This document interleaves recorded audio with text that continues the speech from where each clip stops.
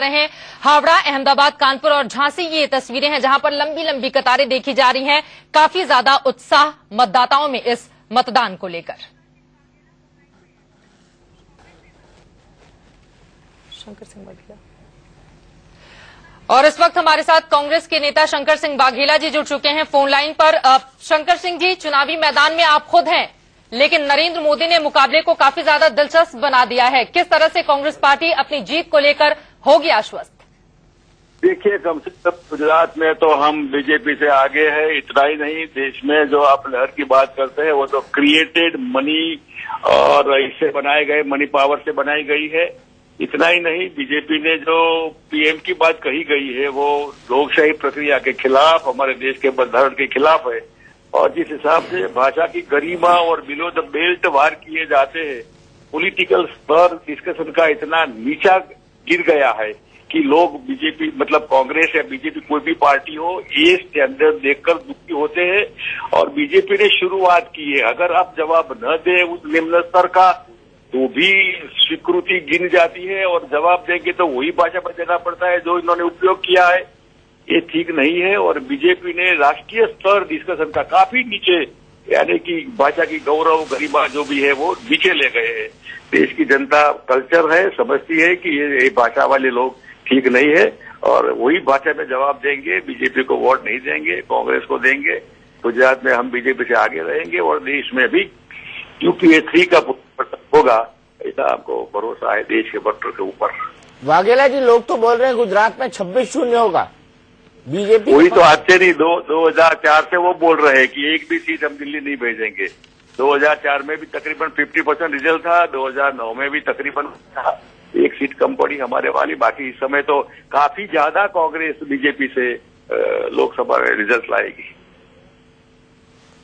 तो ऐसे हालात में जब आप कह रहे हैं कि पॉलिटिकल डिस्कोर्स को बीजेपी ने बड़ा नीचा कर दिया है, आपके स्वर तो पूरे इलेक्शन में बड़े कम सुनाए पड़े हैं। क्या आप खुद अपने प्रचार में व्यस्त है? देखिए, मैं जरूर प्रचार में व्यस्त रहा, अपने बगल वाली सीटें भी जितनी थी। और इतना ही नहीं, पूरे गुजरात में जो दौरा करने चाहिए था, लोकसभा के इलेक्शन तय थे, इसलिए पूरे गुजरात में हम घूमे। जो बीजेपी ने हमारे एमएलए तोड़े थे उस एरिया में भी गए, जो मॉरल वैल्यूज के खिलाफ स्टैंड था बीजेपी का। इस हिसाब से गुजरात के लोग काफी दुखी है बीजेपी से। एंटी इनकम्बेंसी लग गई है। और बाहर जो मीडिया में लाइव आता है, और लाइव में तो वही गलत बात है, तो लोग यहाँ देखते हैं कि तो झूठी बात है। हमारे यहाँ तो है ही नहीं ऐसा जो बाहर कहा जाता है। इसलिए एंटी इनकम्बेंसी बीजेपी की शुरू हो गई है गुजरात में, और इस बार इस लोकसभा के रिजल्ट में सबको देखने का मिलेगा। शंकर सिंह जी, अगर साबरकांठा की हम बात करें, जहां से आप चुनावी मैदान में हैं, पिछली बार मधुसूदन मिस्त्री 21,000 वोटों से हार गए थे। इस बार आप कितने से जीत का दावा कर रहे हैं वहां से?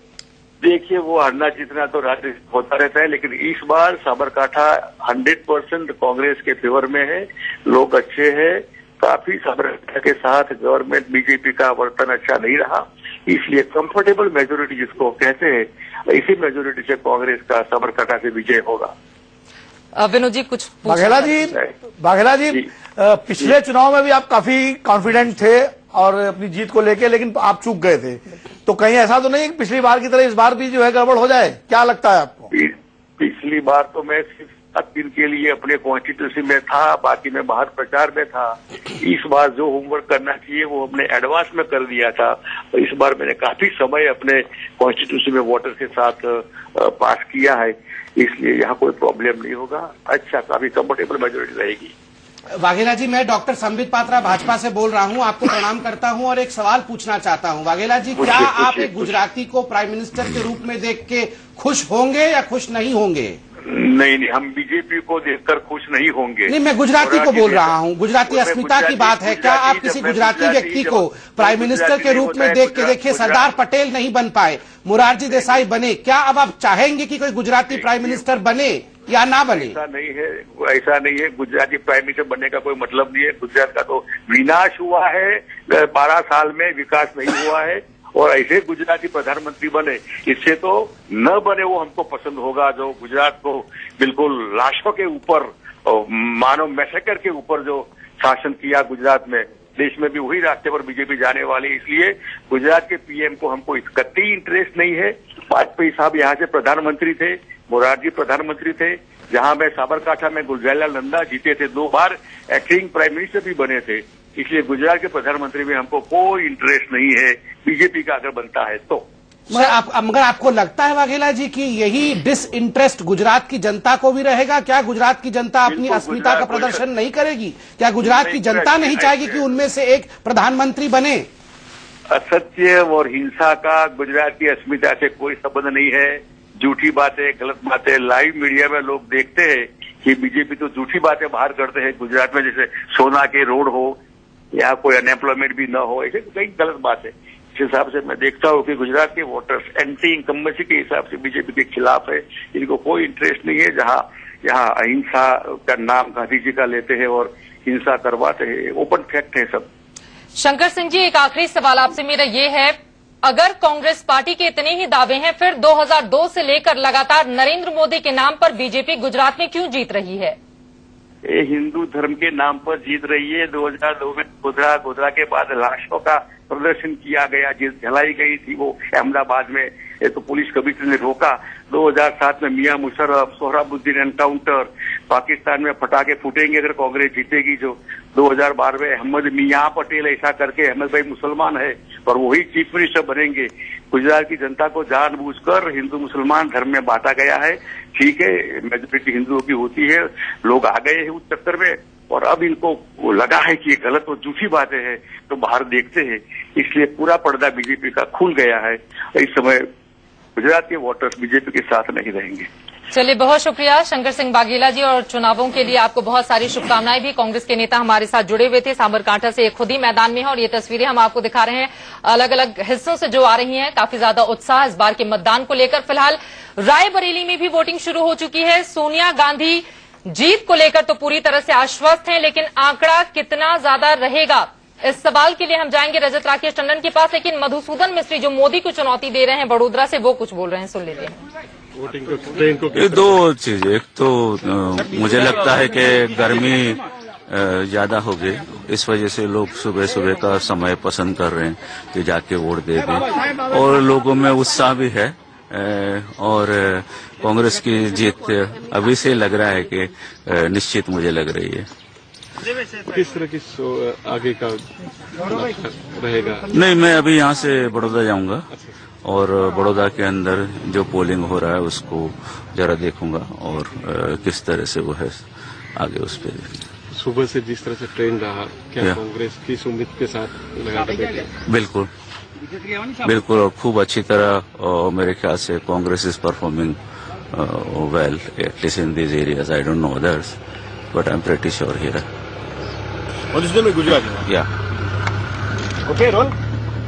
જી સાહેબ, ગાંધીનગર ખાતેથી તમે પોતાના મતાધિકારનો ઉપયોગ કર્યો, શું માનો છો લોકશાહી? मधुसूदन मिस्त्री बड़ोदरा से मैदान में है। मनीष अवस्थी इस वक्त हमारे साथ जुड़ चुके हैं। मनीष, बड़ा सवाल यही है, मधुसूदन मिस्त्री 2009 में तो 21,000 वोटों से हार गए थे चुनाव, लेकिन इस बार जीत का दावा कर रहे हैं। आधार क्या है उसके पीछे? वो भी नरेंद्र मोदी के सामने। देखिए, जीत का आधार केवल यही होता है कि उम्मीदवार उम्मीद के सहारे ये कहता है कि जीत मेरी होगी, लेकिन वो भी जमीनी हकीकत जानते हैं। वडोदरा में मैं पिछले 2-3 दिनों से लगातार लोगों से मिल रहा हूं, बात कर रहा हूं। ये बात सच है कि उनके साथ यहां पर काम करने के लिए कार्यकर्ता तक नहीं दिखाई दिए। यहां के पूर्व सांसद सत्यजीत सिंह गायकवाड़ तक आखिरी मौके पर वो आकर केवल जब जिस दिन आखिरी दिन प्रचार के दिन जब रोड शो हो रहा था तब वो उनके साथ दिखाई दिए। तो ऐसी स्थिति में जहां पर जमीन इतनी पोली हो वहां से जीत का दावा करना बेमानी दिखता है। बिल्कुल बेमानी दिखता है। चलिए अब रायबरेली का हम रुख कर लेते हैं सीधे। और रजत, आपसे सवाल यह है, सोनिया गांधी की जीत से ज्यादा चर्चा इस बात को लेकर है कि जो आंकड़े हैं जीत के वो कितने रहते हैं। फिलहाल वहां की जनता क्या सोचती है और मुकाबले में कौन कौन से लोग फिलहाल नजर आ रहे हैं, किस तरह की जानकारी देंगे आप हमें? पहले अमित से कहूंगा अपने कैमरामैन से एक तस्वीरें दिखा दें। आप पीछे देख सकते हैं, लोग हैं लगातार लाइन लगा रहे हैं। एक जो टर्नआउट है, हम जीआईसी बूथ पर इस समय तैनात हैं जहां वोटिंग सुबह से शुरू हो गई है। बहुत कम लोग नजर आ रहे हैं। उम्मीद करते हैं कि जैसे जैसे 9 साढ़े 9 बजता है चित्रा, तो एक हैवी टर्नआउट देखने को मिले जो और हिस्सों में मिला है भारत के। रही बात चुनौती की, तो मुझे लगता नहीं कि सोनिया गांधी के सामने बहुत बड़ी चुनौती है, क्योंकि भारतीय जनता पार्टी से अजय अग्रवाल यहां पे कैंडिडेट हैं। अजय अग्रवाल का जो कद है वो इतना बड़ा नहीं है कि सोनिया गांधी को चैलेंज कर पाए। तो मुझे लगता है कि यहां एक तरफा चुनाव रहेगा रायबरेली में। हो सकता है कि कुछ वोट भारतीय जनता पार्टी को पिछली बार की अपेक्षा ज्यादा मिले, तो मार्जिन हो सकता है घटे, लेकिन चुनाव एक तरफा रहेगा। बिल्कुल, और इसी को लेकर चर्चा भी लगातार जारी है। दीपक जी, एक छोटा सा कमेंट आपसे। बिल्कुल, यहाँ पर जो मुकाबला है वहां पर उसको अगर देखा जाए तो बहुजन समाज पार्टी है, आम आदमी पार्टी है, बीजेपी है और कांग्रेस है। लेकिन इन तीनों में जो तीनों महत्वपूर्ण पार्टी हैं उसमें ये भी साफ कर दे कि समाजवादी पार्टी ने अपने कैंडिडेट को यहां से नहीं उतारा है, न तो अमेठी से उतारा है, न रायबरेली से उतारा है। ये कैंडिडेट इतने हल्के वजन के हैं कि इनमें से कोई भी सोनिया गांधी को चुनौती नहीं दे सकता है। और ऊपर से ताबड़तोड़ कैंपेन जो प्रियंका ने की है, उसके बाद जीत का मार्जिन भले से कम हो जाए, लेकिन सोनिया गांधी का वहां से जीतना बिल्कुल तय है और मुझे नहीं लगता कि उनको किसी तरह की कोई दिक्कत आने वाली है। हाँ, देखना दिलचस्प अमेठी होगा, क्योंकि अमेठी में जिस तरह का मुकाबला स्मृति ईरानी और कुमार चक्कर में बन गया है, उसके बाद वो सीट काफी हाई प्रोफाइल और दिलचस्प हो गई है। लेकिन रायबरेली में मुझे नहीं लगता कि रायबरेली को लेकर किसी तरह का शंका, शक या शुबह किसी के दिमाग में होनी चाहिए।